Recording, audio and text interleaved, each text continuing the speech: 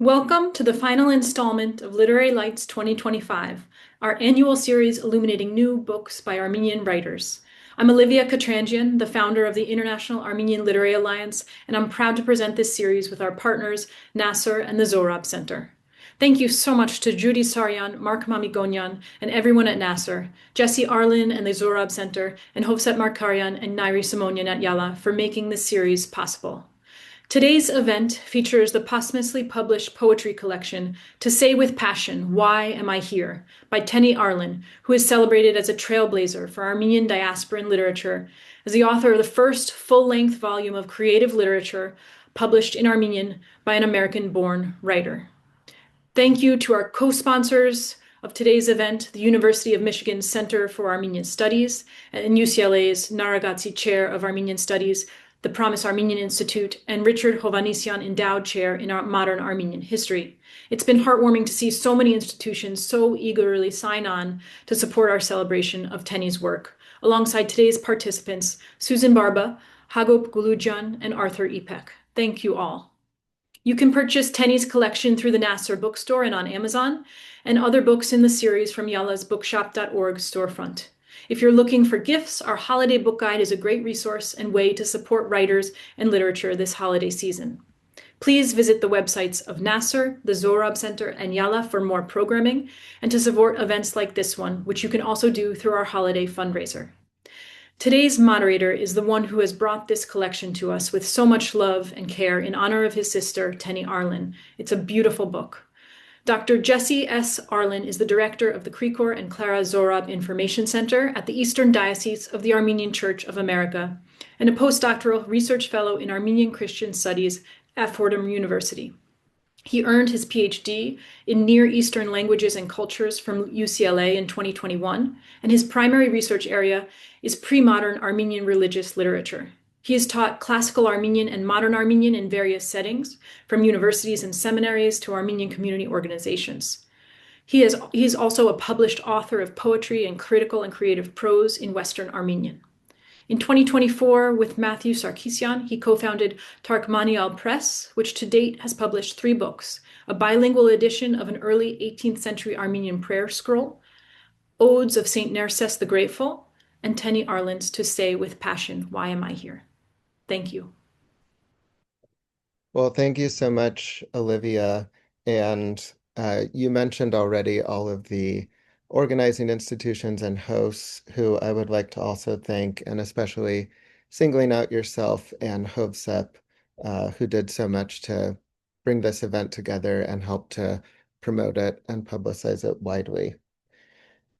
I'm so pleased to be joined here by Hagop Gulujian, Susan Barba, and Arthur Ipek, who I'll introduce in a moment after saying a few things about the book. So I'm holding in my hands, hot off the press, the volume of Tenny's bilingual book of poetry with the beautiful cover designed by my wife, Megan Arlen.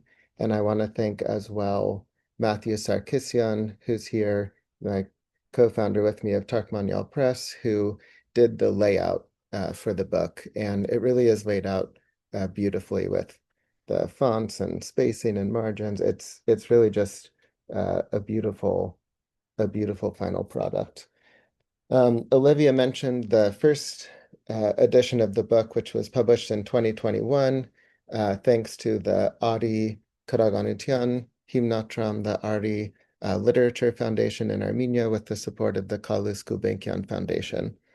And so here in this new edition, what we have is everything from the first edition, but in a bilingual format, facing page translation. And new to this edition is another essay about Tenny's poetry by Arthur Ipek, which I'll say more about in a second, and we'll hear from him, as well as some manuscripts of images of manuscripts of the first drafts of some of Tenny's poems, in which you can see sort of her handwriting and a little bit about the editorial process as she worked on the poems with her teacher, Hagop Gulujian, who we'll hear from.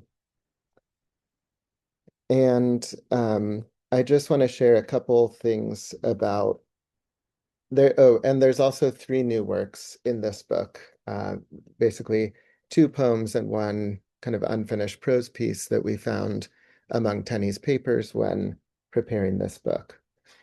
For those who don't know about Tenny, she wrote, well, like me, she didn't speak Armenian growing up, and she learned when she went to UCLA, transferring there as a junior undergraduate student and enrolling in the Western Armenian classes at UCLA.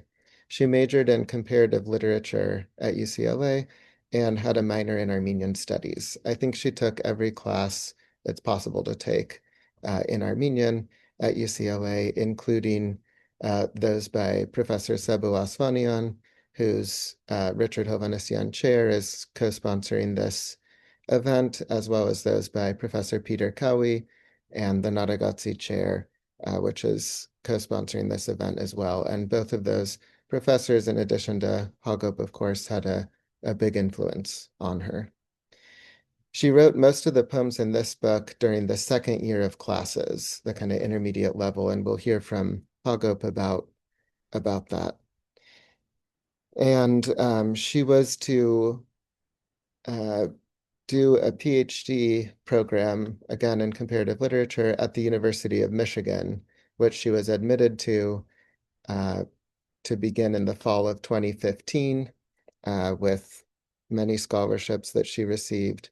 She was going to study the symbolist literary movements in France and Armenian. And she died tragically in a car accident in the summer of 2015.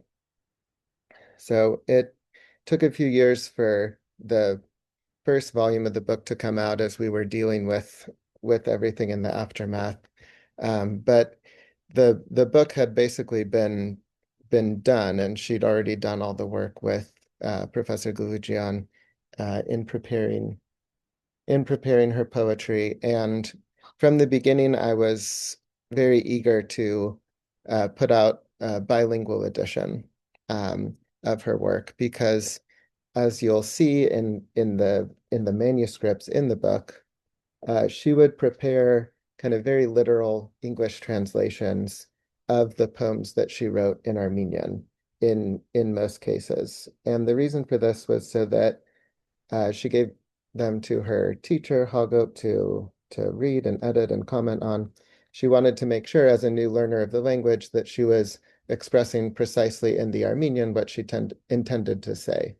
So the English sort of served as a literal translation of the Armenian to make sure it conveyed her intended meaning.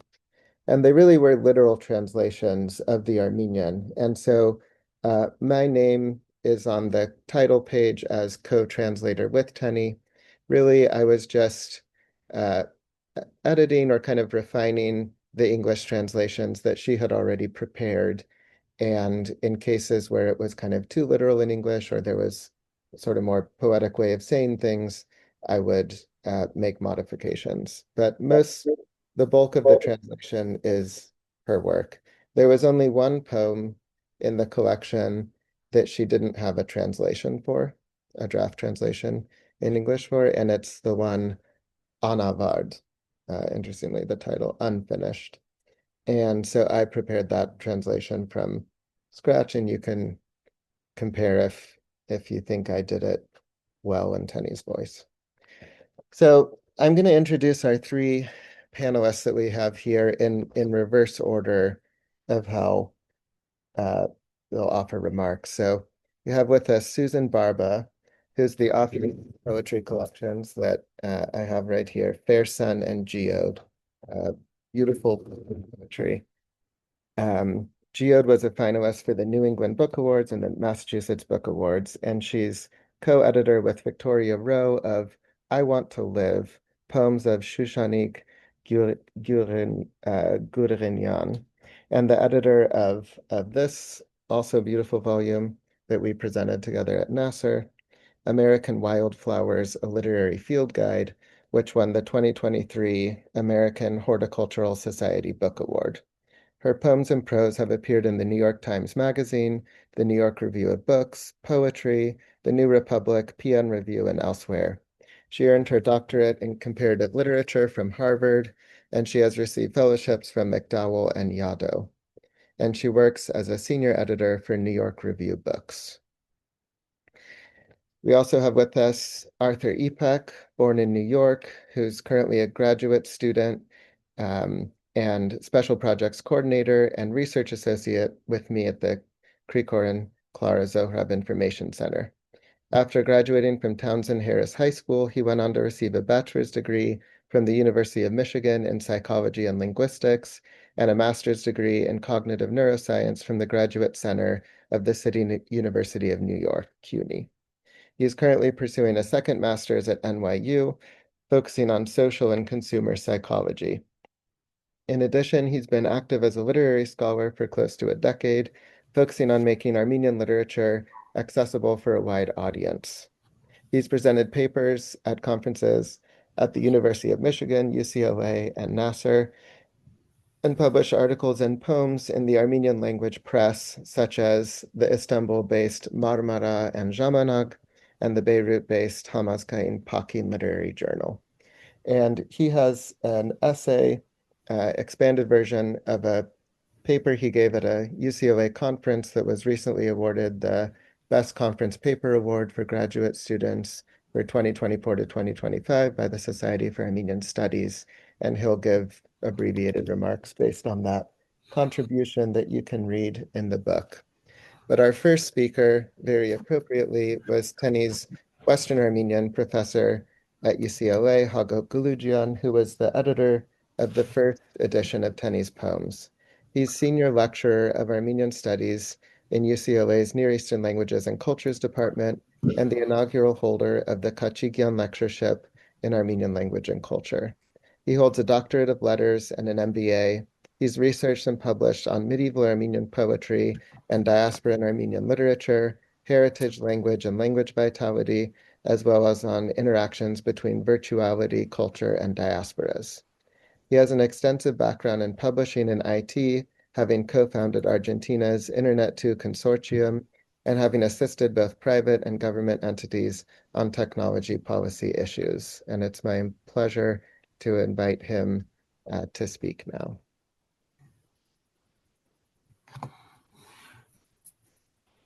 Hello, thanks, Jesse. Good morning to everyone. Thank you, Jesse and Josep, for organizing this event. Special thanks to Jesse for pursuing and achieving the second and more complete edition of Tenny Arlen's poetry. 2 days ago, on Thursday, I spent several hours at UCLA listening to the last batch of our students' final presentations of this academic term. As usual, they were encouraged to venture away from the concept of a traditional final paper and produce a creative work, or what I call a consumable language product. We do this within the framework of a creative literacy. Instead of attaining literacy through acquisition and learning of rules, almost never reaching a phase where students become palpably productive agents in the language, this experiment intends to invert the process and try to create first, share the love of creation and peer appreciation, and enter into a virtuous cycle that typically will lead to more reading and learning by habit, but most significantly, it may lead to an intense falling in love with the language and the creative experience. This long introduction is only to say that at least two of these terms' presentations dwelt at length on the work by Tenny Arlen, which they spontaneously, not my recommendation, chose as their subject, whereas another student demonstrated being inspired by Tenny's work in order to begin producing a book-length creative work himself. This just in one trimester. This is a demonstration of the power of shifting the paradigm from acquisitional literacy, which usually becomes preservational literacy, to creative literacy, or more precisely, to productive literacy. From what I say, you may end up having the impression that Tenny and her work were a product of this drive toward creative literacy, but the opposite is true, or also true. When Tenny began her studies, I had been experimenting with this approach for 7 or 8 years already, with some variations and more or less emphasis. But it was only after Tenny Arlen's journey in our classes that I made an effort to fit what I'd been observing in the outcome of these experiments into a theoretical framework to build a hypothesis and to try to demonstrate it methodically. It was then that, after several attempts to designate a name to this approach, the creative literacy label was adopted in 2016, just 1 year after Tenny's passing.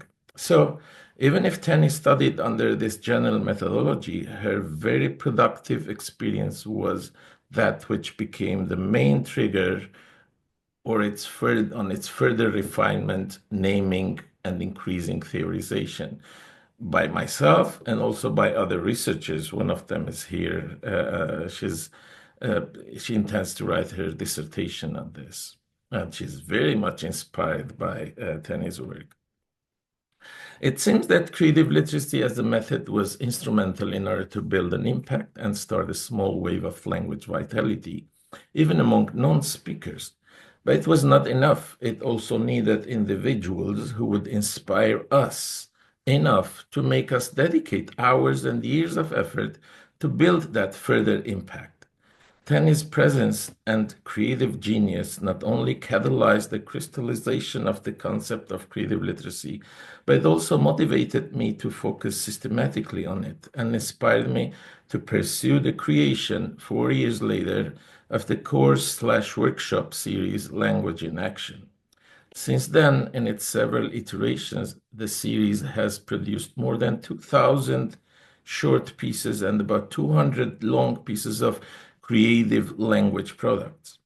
This is what I would call real impact, well beyond the value of academic journals' impact scores or impact factors. Tenny Arlen's life and creation are at the basis, at the core of this authentic, continuing, palpable, and transformative impact. The same way as creative literacy was not a chance occurrence, Tenny Arlen's work was no product of random inspiration, nor a deceptive case of producing beauty in a language even before she was able to speak in it. I have personally observed and witnessed all her steps from the beginning, before knowing the alphabet, up to her writing and creating at times in my presence. In 2015, I met one of her roommates who had come from San Francisco. She approached me and said, "I have no idea what Armenian is, but I came to say hello because I'm interested in why Tenny was so absorbed in her Armenian texts and classes. Wherever we went, no matter what program we had on Saturday night or weekends, she would stay in the room poring over Armenian books and her notebooks." This testimony points toward Tenny's unusual commitment, a commitment derived from being in love with artistic creation, poetry, and language. Jesse asked each of us to read 2 pieces from the book. I read the question of the Armenian language and poet. Unfortunately, I almost won't read them in Armenian, even though this is all about Armenian because of time constraints. You can buy the book and read them yourselves.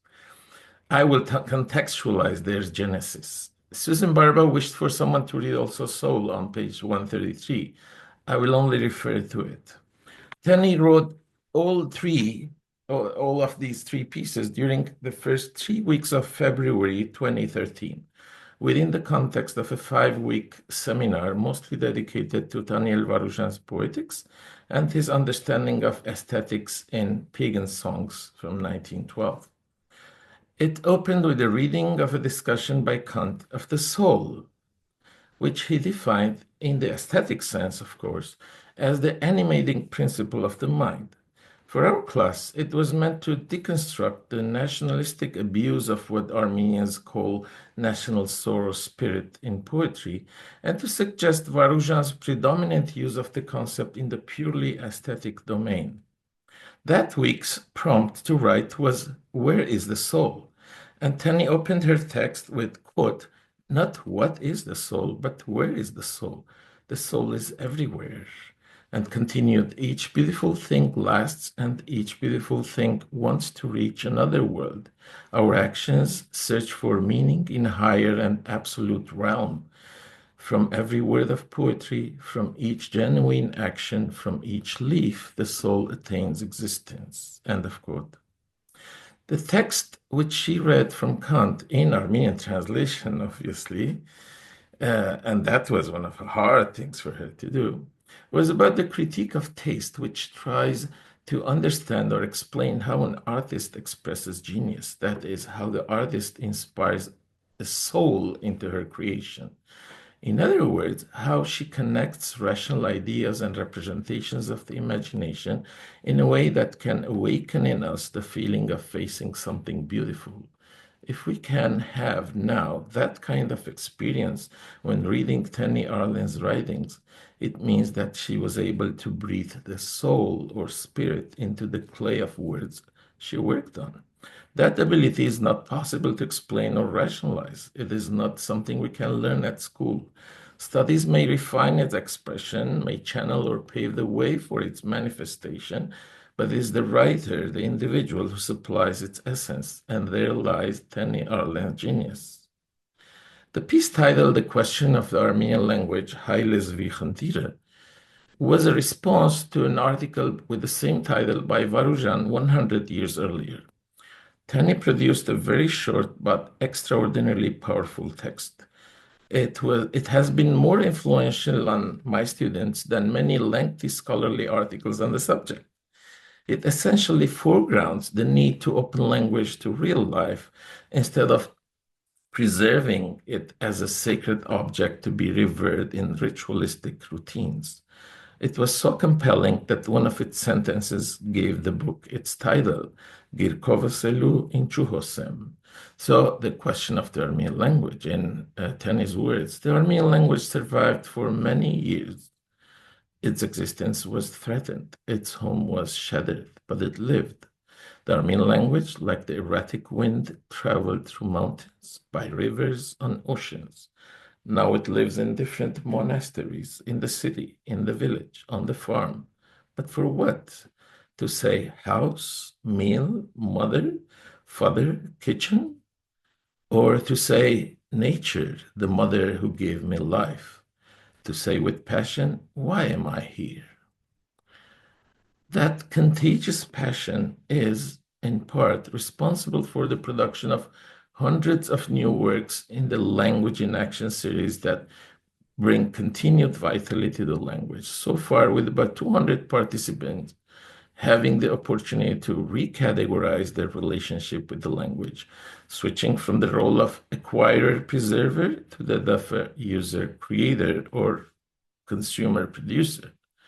In other words, the conscious shift toward the experience of a living language, but more importantly, to the experience of self-actualization to language, playing with it, wrestling, flirting, making love with it. In the words of the title of this book, saying with passion, why am I here? Tenny clearly formulated here what for her was the utility of language while highlighting the key to its vitality. In this, her work is a call to Armenian cultural and even literary institutions and scholars to end the growing discrimination against, or even the outright proscription of, the Armenian language and its literary practitioners. The other piece I'll read is entitled Poet on page 129.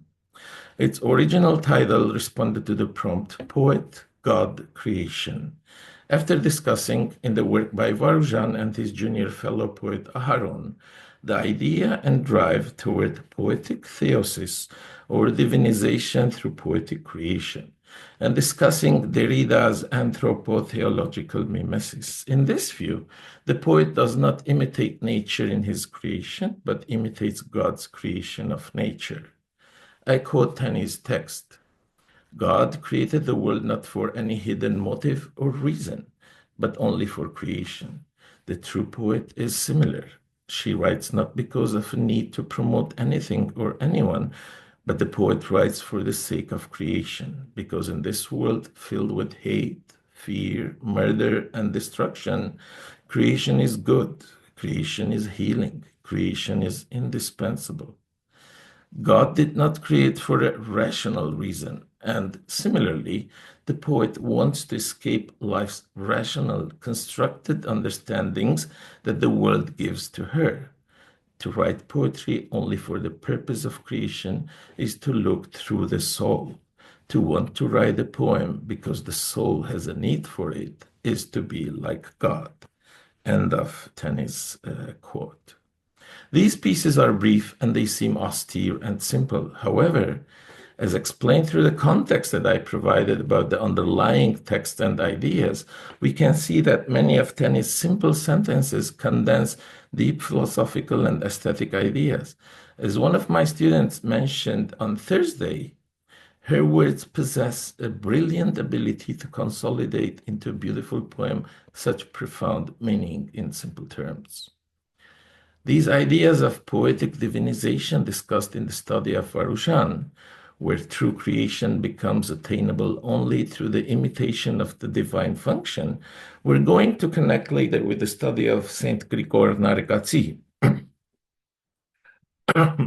Here, after considering the medieval poet's effort to communicate with God through God's own language of creation, Tenny produced, with cuts from newspapers and handwritten text, a collage that was to contain only words by Narikatsi. It is on page 12, Roman numbering, the book. I'll finish with a translation of its words. They are revealing and so full of potentiality. There's a title, To Write, Grel. Then we find words scattered along the page. Oh Lord, there. Vitality, Gentanutun. Unrestrained, Anchapan. Shall I see? Bididesnem. And then, Ornavad Hastichem, that is, I'm a blessed hastich. That's a word that means both creator, maker, author, producer. Her words say, though, I won't add anything else. Thank you very much.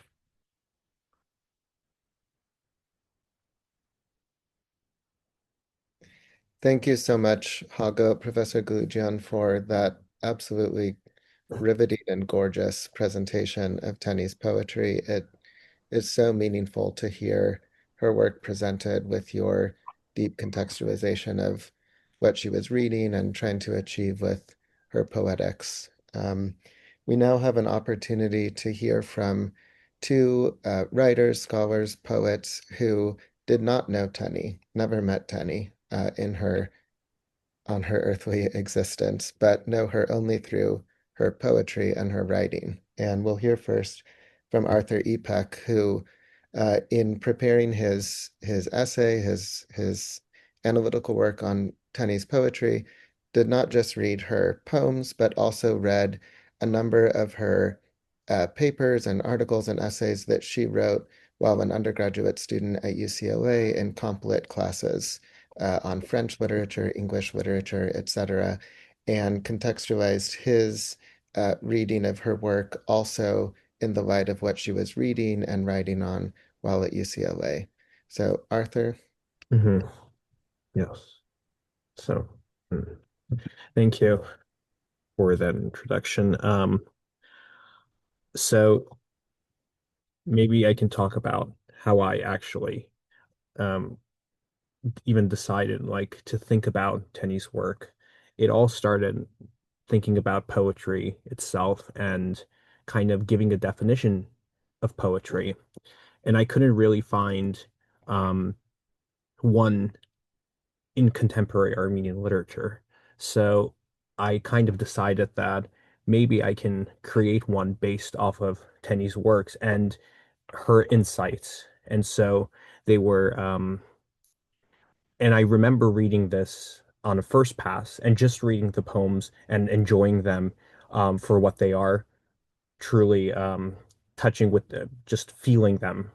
However, the second time I thought that there is actually this insight, this deeper insight into these poems, and that I can probably, she most definitely had a definition. I hadn't met her, unfortunately, as Jesse said, so it was very unfortunate. But I did meet Jesse the summer that she did pass away while working at the Zohrab centers. So maybe it was fate. So I just want to talk basically a couple of highlights from the essay that I did end up writing about how she ended up creating. And there was this, so I talk about creation, not just in words, but also the world where these words actually, um, these words occupy. So I do talk about how she was very deeply concerned about creation, not just for like writing words on a page, but really there was a world that she was creating. And that world really consisted of becoming a creator, but also becoming a dreamer in that world.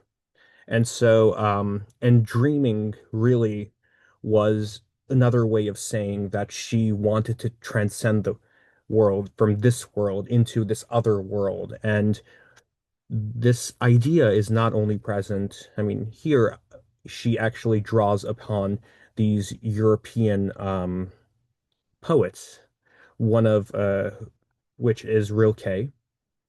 She was very much inspired by Rilke's work. And I remember corresponding with another artist, and this one artist recommended that I read Rilke's correspondences at the same time that I was planning on writing this essay. And it was maybe, again, fate that somehow these poems resonated so much with the Rilke's correspondences that just everything clicked together. And then there was also this other recommendation that I read Gaston Bachelard's work and um and how he talks about space and his perhaps magnum opus actually is read not only by poets but also by architects, um, designers, um, anyone who's interested in thinking about space. And for Tenny, this space uh, was a cottage. So I bring forward this idea that using Bachelard's work, that this cottage where, I mean, in Tenny's case, it would be her bedroom, right? More realistic terms, but how this cottage became her place of creation and how she created um, this world in it. And so, let me see. I'm uh, I want to read one of the works here. Um, this one I'm going to read in English. Yes. Um, the possibility never to awake. My life is this small room with books and meals and silences. Outside, all is glass. I was told every day, but suddenly the window opens and the world is there for me. And these voices, they are voices of today, yet I am powerless. I can't listen anymore to the dead voices, those old voices who fed my soul in that room. The living are here to speak, they whisper, to give you life. So speak, speak. I call from my room. The night comes like a dark mystery. Will the voices speak before the night? The waiting, the stillness, the possibility? Oh, torment, never to awake. So, along with this, she also had very, a very, she had this very aesthetic intuition. And really, it wasn't just all about glitzy, bright type of beauty, but also this deeper um, beauty. And so at one point, she talks about um, this bacteria particle and how there is beauty in that small thing that people usually just say is ugly. And so that is another part where you can where uh Tenny has a clear aesthetic uh, uh mind. And so uh it's something that a lot of poets today, some poets at least, lack. And so she was very much concerned with, for example, Théophile Gautier's maxim, art for art's sake. It was a very, and she cites this in one of her poems too. And this maxim fueled a number of other aesthetes, such as Oscar Wilde, another of her um, favored writers, and one which was actually very much prominent in Armenian literature, including writers like Vahan Tekeyan and people like Manik Berberian, who was the daughter of the famous pedagogue Reteos Berberian, kind of loved Oscar Wilde. And there was this, I call it wild mania in Armenian literature in the beginning of the 20th century. And so um, it's I wasn't surprised when Tenny seemed to like Oscar Wilde too. It was not a shock. And the way I actually read these poems ended up kind of thinking about a return to the classics. Kind of there's that where she really connects with the poets and writers of the early 20th century in Armenian literature and even in European literature, which was very nice. And coming to that idea, um, I mean, this is a big achievement, and someone as someone who came to the language very new, it is incredible to see that something of high quality as this can be produced, and it really attests to the strength of this creative literacy program that has come out of UCLA. And to finish, I want to actually read this other poem uh, marked here, and I actually where is it? Okay. It's called Musing with Medalov. And I want to read it in Armenian because really she was captured, she was very much interested in two sounds in particular, the sound h versus the ch sound. And that will be very much that is very much present in this poem. And so let me end up reading this. Hove, hove. Այս հովը ձարերուն միջև գվազ է, ձաղիկը գժպտի, փերանը մեղվիմը գփանա, երևակայև, որ ես այս ժպտող ձաղին վրա քրեթե գողեցի, այս վարգյանիս, և որ այդ մեղուն քրեթե ջզմեցի, հովը երեսիս, քլխարը գսքետնին, ու թեպի հողը նայեցա, հով, հով, հով հանքիստ անհոգություն խոհանոցը, Հովը խոհանոցին մեջ մայրիկս փարերն է, արակ եւ վայրի, մորս փարերուն տակ արյուրը գթողա, սանին շոքին գծրվի, հով, հով, հով հանքիստ հոգ խոհանոց հոգնապեկ, ամեն օր հոգնապեկ պատմություններով թեմպկեր գտեսնեմ, 3 տարի առաջ հոգնած կին մքովես թանթաղորեն գքարեր, ու Ես բնավ պիտի չմոռնամ իր սև աչքերը, երեսիս խորշոմները, ջերմակ փերանը, իր ջերմակ փերանը, թեր գփսփսա հովին, ու ես կսկամ իր փարերը, անոնք հիմա ծառերուն միջև գվազեն. So, my last remarks would probably be that using this poem, this poetry, can be used as a model for creation, just as Hagop said.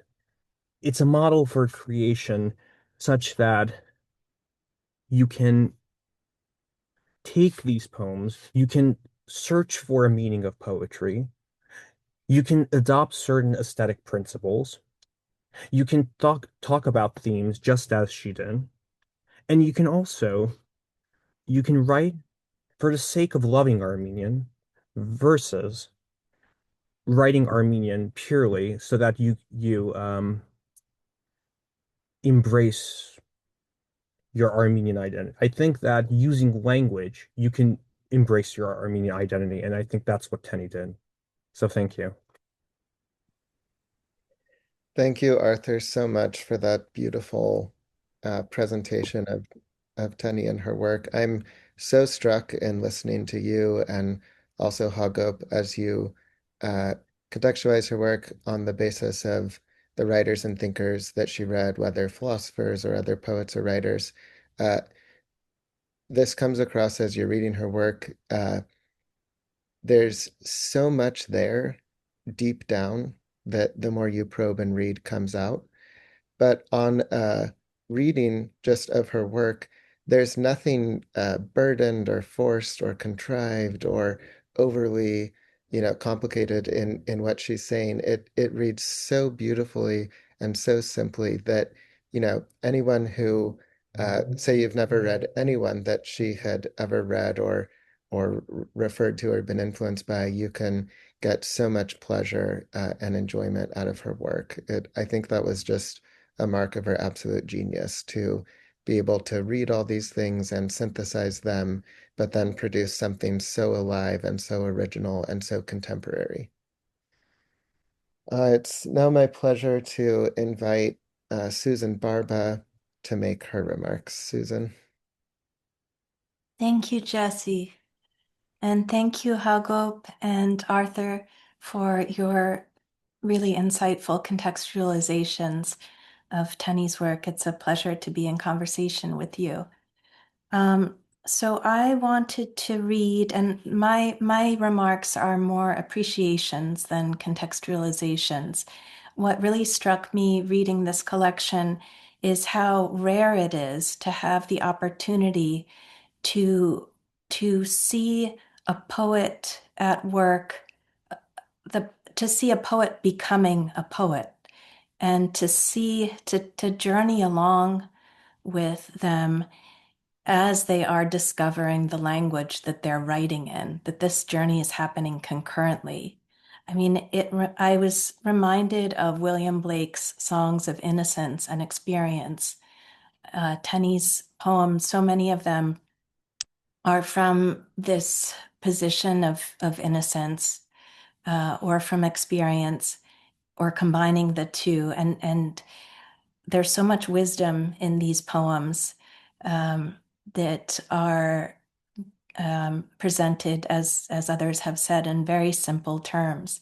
And that's genius, to be able to write very simply, but to have the meaning be so deep. So two poems in this collection that I think give us a clue to this process are Ast the Ant, Here, There, and ԻՆՉΟ, Why. And I'd love for Jesse to read Why in Armenian first, and then I'll read it in English, and then I'll comment on Ast Ant as well. Jesse, would you mind? Certainly, thank you. ԻՆՉՈ. Երբ մեկը փոքր է, ամբողջ աշխարհը հարցումի մեզ է։ Բզդիգին երևակայությունը կաջի միշտ կքոյանա։ Ներքին մտածող հոգին միտքը շատ գեղեցիկ է, որովհետև ինչուներով լեցված է։ Ջաշին ու անտրիկին կհարցնեն ինչու։ Թասարանի մեջ կհարցնեն ինչու։ Քունան առաջ կհարցնեն ինչու։ Միշտ զարմանքի մեջ են։ Բայց երբ մեկը չափահաս կդառնա, ինչուն կլա գիտեմ։ Բնավ չեն զարմանար, որովհետև կկարծեն, թե ամեն ինչ գիտեն։ Եթե ավելի հարցումներ հարցնեին, հավանաբար պատերազմ չունենայինք ու ավելի խաղաղություն տիրեր։ Thank you, Jesse. Why? When one is little, the whole world is like a question.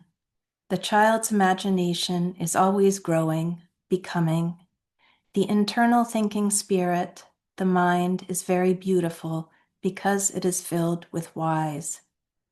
At lunch and dinner, they ask why. In the classroom, they ask why. Before bed, they ask why. They are always wondering. But when one becomes an adult, why becomes I know. They never wonder because they think they know everything. If they asked more questions, maybe we would not have war and peace would reign more. So I just want to highlight the word in Armenian, ԻՆՉΟ, which has so much feeling in it with that final vowel.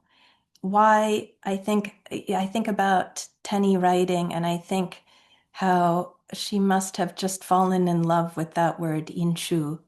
I know that as a poet, that word makes me want to write as well. And why is so short and brusque. It doesn't quite have the same draw that ԻՆՉΟ does. But the idea behind it, I think, is applicable, obviously, to both Armenian and English, that the place of unknowing, and whether that's unknowing about the world, whether it's unknowing about the language, it's the place of unknowing that becomes the site of poetry. And to be learning Armenian and taking the time to learn small, simple words, little words, that's what then draws you into thinking more deeply about the meanings of those words. And once you know, then that wonder is closed down. So I think about this poem both as a poem about the world itself and knowledge, but also as a poem about learning, about creative literacy in action, as Hagop discussed. I want to turn quickly to Here, There, Ost, Ant. And this, you see in this poem, maybe Jesse, could you read just the first stanza of Ost, Ant, the first 4 lines? Yes, of course. Ast ant. Բզդիգ աղջիկեի, և գուզեի գիտնալ թե ով էի այս աշխարհին մեջ։ Միշ երկու աշխարհի միջև գաբրեի, հայրիկիս և մայրիկիս։ Thank you. And I'll just read this poem in English in the full. Here, there. I was a little girl and I wanted to know who I was in this world. I was always living between 2 worlds, my father's and my mother's. I remember how I thought when I was a young girl, my mother's world was American, pancakes for dinner, rebelling against parents, seeing friends more than family. My father's world was Armenian, large noses, different foods, giving respect to parents. Family was always first. Little words, Eshukuluch, Hos Yegur, Yes Kezi Gesirem. So I looked at Armenians with American eyes, and I looked at Americans with Armenian eyes. I could not feel what Americans were feeling because I was not really American, and I could not speak Armenian because I was not really Armenian. I was a little girl, and I wanted to know who I was in this world. I was always living between 2 worlds, my father's and my mother's. I was a little girl, and the word I had in my soul was wanderer. This is such a beautiful poem, and I identify with it as someone who is half Armenian. But what's happening here is not just a simple story of identity. What happens is actually magical. The title Here, There, Ost, Ant, by the end, the last word is wanderer, which is ostantakan. So you have Ost and Ant becoming the noun ostantakan, which is really just a miracle, I think, to be able to see how through the writing of the poem, the poet goes from being between and finding that she can neither be fixed in America or fixed in Armenia, fixed in English or fixed in Armenian, to being composed of multitudes, to being to creating her own identity, really. And Wanderer, I think, is a wonderful place to end. Thank you. Thank you, Susan, for those beautiful remarks about Tenny and her poetry. And it's so meaningful to hear what aspects of her work struck you and that you identified with. Before we end with a final reading of one of Tenny's poems that's become so meaningful to us, I want to open up the floor to audience questions. So if you have a question, you can write it in the chat. If you can't access that for some reason, you can ask your question directly. And we do have one question in the chat already. Someone asked if Tenny had ever visited Armenia or Western Armenia, whether we know anything about that or her relationship with those places, or was her experience purely formed as a diasporan Armenian in her community? And as Tenny's brother, I can answer that question. So Tenny, like me, grew up fairly well removed from the Armenian community in San Luis Obispo. And really the sort of, apart from our, family stories and food and things like that, kind of the real entry into the culture, say, came through the language.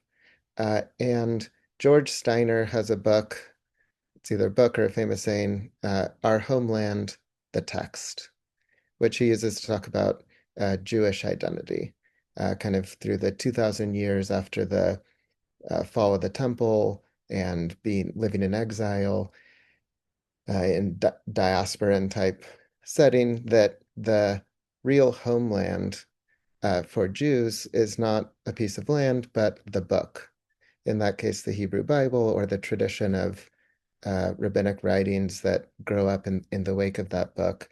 And I think that type of approach or understanding certainly has been true in my case, but very much so for Tenny, where the Armenian homeland was found not in the lost homeland of Western Armenia or the current Republic of Armenia today, but in the works of great writers who wrote in that language and in their books. And so Tenny never went to Armenia.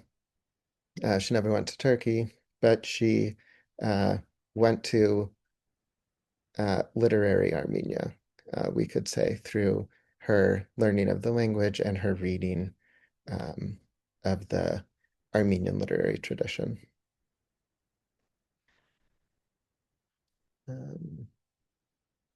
And she did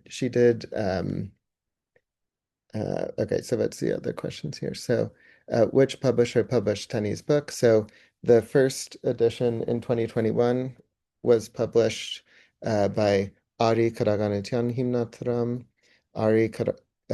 Literary Foundation in Armenia. So it's published in Armenia. And in 2021, with the help of the Kalus Gulbenkian Foundation, to whom we're very grateful. And the second bilingual edition was published by Tarkmanyal Press, which is a press co-founded by myself and my colleague Matthew Sarkisian, who's here, and who I mentioned did the layout for the book. And the book can be bought outside the United States. Thanks for that question. The way the distribution works for this book, so for those in the United States, we really encourage that you buy from the Nasser Bookstore, who's the co-sponsor of this program. And it's also available through Amazon. And for international distribution, you can go to the Amazon site associated with your country, amazon.fr.it, etc., to order the book from Amazon in the country you're located in or the nearest country. Okay, I'm just looking through the chat to see other questions. Yeah, thank you. We would love to present the book and Tenny's work in other settings. Of course, the author isn't here to give book talks or things like that. So it's up to us, and I guess especially up to me as sort of co-translator and publisher of the book to do that. So if anyone wants to organize a reading or any kind of event along Tenny's book, related to Tenny's book, I, of course, would jump at the chance to do so. So please get in touch if you're interested. Okay, so here's a question that I think I'll defer to Arthur or Hagop. Maybe Hagop can speak first. Someone asked, who were Tenny's primary philosophical influences?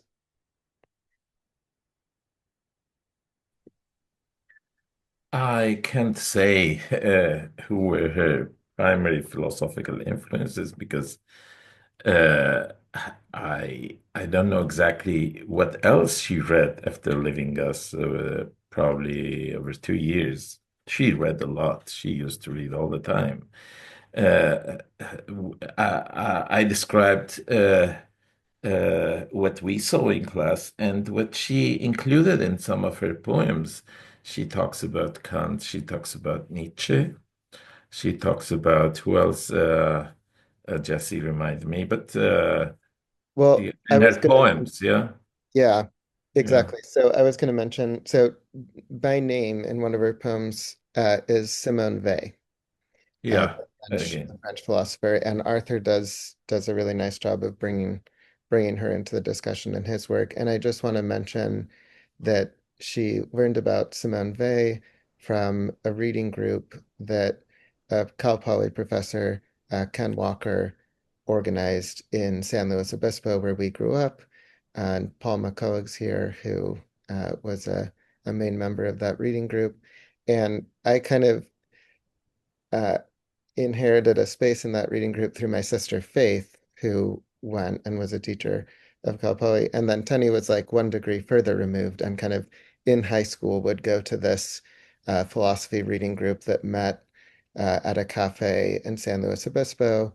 And, she'd sit quietly there taking notes and reading the works. And the philosopher who had the biggest impact on her was Simone Weil. She was an inspiration also for her life and the way she lived. And also, Simone Weil was a dedicated student of classical Greek literature and especially Homer and the Iliad. And Tenny read Homer's Iliad probably 7 or 8 times in middle school and high school, and likewise was very passionate about Greek literature, classical Greek mythology, and that I think also is kind of background formation for why she responded so much to Daniel Varoujan and his poetry in its sort of like return to uh, the the pagan mythological Armenian tradition. And I don't know, Arthur, if you had anything to add in that regard through your reading. My readings were more literary than philosophical. So Yeah. everyone basically, like Kant was one of them, and then you mentioned May. So those were the two that I'm aware of. At Yeah. some point, maybe you've mentioned Kierkegaard. I don't Mm-hmm. know. I want to put that in, but I'm like, I don't know. But Yeah. yeah, She definitely also read Kierkegaard, my I brother's, think so. referring also to the big place that pre-Bolshevik Russian literature held in her reading, yes, especially Tolstoy Yes, and you're right. Dostoevsky. Yeah. Yeah. Jesse, unrelated, but before we end, I wanted this to mention because all this time when thinking about what to say, because this is like the fourth or fifth time I'm talking about Tenny, and I didn't want to repeat myself. And it came to my mind all the time like a mantra. Uh, some lines from Vehanushtekyan, who are perfectly 100% applicable to Tenny's case. She has, well, Vehanushtekyan is, for those who don't know, is even present here, is honoring us with her presence. She's probably the greatest Armenian living poet now, or female poet, if you want. She has some lines which I've interpreted as uh, uh, referring to kind of an unassailable destiny of love with language and creation, kind of a secret nuptials with language and poetry. They say, and this is, I can't think about Tenny and not remembering these words. I'll just read them if I may. Երբ Աստված հրամայեց, որ լույսը լահավելյալ մեր սերը եղավ, այն ադեն առավոտները ծողաթարմեին, ան Աստված ոսկեցուբը գրտնեցուց տզենին, հուղմապախ գոչխի մվերը նստած դարպաղացրեց լույսն իր խավարեն, ըսա որ լույսը հոգին կյանքի անբաժանելի է, հետո կանգնեցավ անդարներում մութ հովերուն ներքև, ստվարախիտ մորուքը դատանելով հայդարարեց, որ մեր սերը անբաժանելի է, այսպես երկեց Աստված, ալ ինչ կրնան քնել, and the translation would be, when God ordered light to be evermore, our love happened. Daybreaks were then dewy and crisp. He, God, leaned his golden staff on the fig tree and, sitting on a wind-stricken log, separated the elements of light from darkness. He said, light, the soul of life, is indivisible. Then he stood on the dark winds of the woods, waving his thickly flowing beard, and proclaimed that our love is indivisible. Thus sang God. What else can we do? This is exactly how I saw Tenny behaving. It was all, she was married to poetry and artistic creation. Thank you for that. And thank you to everyone for being present here today, especially to Hagop, Arthur, and Susan for your remarks, and to all the organizing institutions.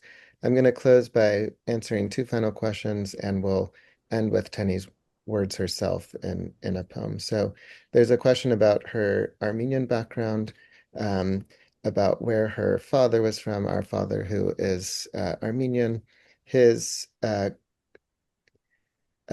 grandfather was born in Aintab, and so basically northeast Mediterranean, and in the late 1800s came to the US, basically after the Hamidian massacres, or in that time period.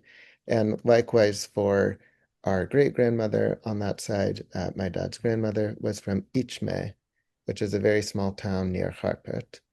And the other side was from Halep, and that side of the family was Hin Halepsi, so basically in Halep before the genocide, and came to the US in the 20s. And finally, from Rhea, the question about speaking about Tenny's seeming premonition of her death and the poem Endless Beginning. I think that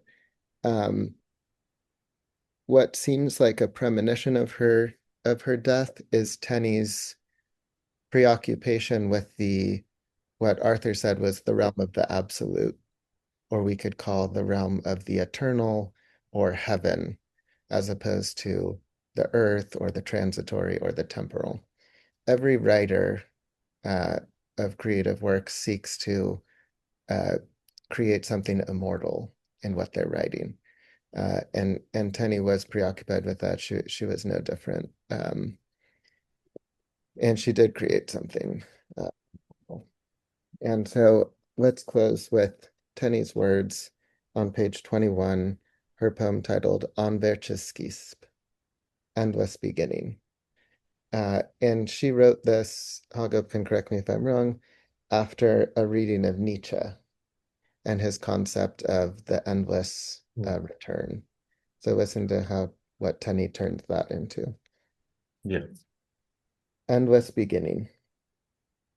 My life story will not end with my death. When I was born, my story began. People tell us that one day we will die, but this isn't true. Our lives are like circles, giving new stories and beginnings to each thing we touch. Every word we speak is a little new beginning. Each word we write is a little new beginning. Each word we read is a new thought or musing in our minds. We give new beginnings to others by speaking and writing. When we die, our traces continue in this life and in other people. Therefore, death never comes to us. Thank you, everyone. If you enjoyed this program, please purchase a copy of Tenny's book. Do so from the Nasser bookstore or on Amazon. And you could also support the organizing institutions, IALA, Zohrab Center, or Nasser, and look for an announcement in January of the 2026 lineup of new books by Armenian writers to be featured in this annual series that we organize each year. Thank you all, and have a great day.